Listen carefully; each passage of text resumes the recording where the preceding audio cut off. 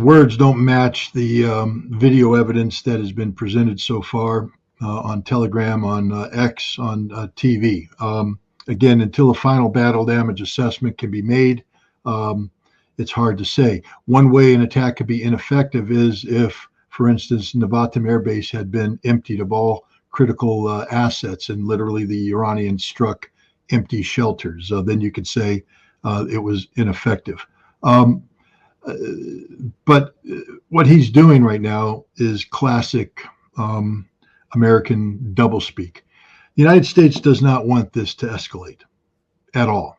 And the key aspect to escalation is the concept of deterrence, modes of deterrence. If Iran has done something that both Israel and the United States publicly say shows the ineffectiveness of Israel's defenses, Israel has lost any notion of deterrence, and stability goes along with that. I think the United States is anxious to keep Israel from over-escalation, meaning they know that Israel is going to retaliate. Iran knows Israel is going to retaliate.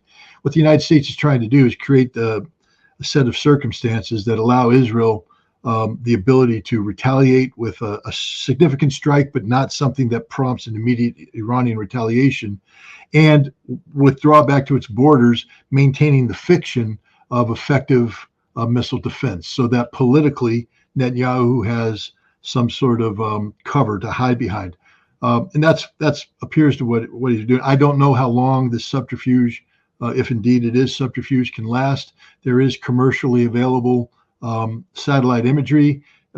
There's eventually we're going to get to know what was hit in Israel and how badly it was hit. The Iranians will publish a target list, and the truth will come out. But I think right now Biden is desperately trying to contain a situation that has gone grossly out of control. The U.S. Navy did not stop this attack. It was supposed to, but it did not stop this attack.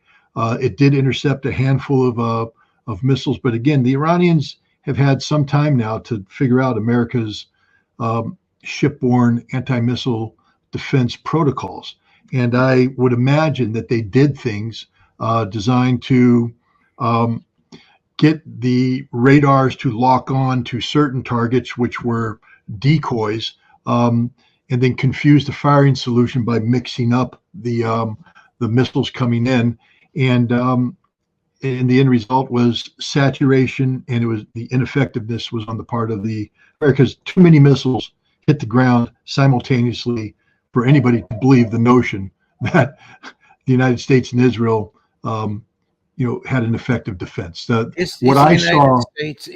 United States defenses on the ground in Israel, or did they all come from naval ships in the Mediterranean?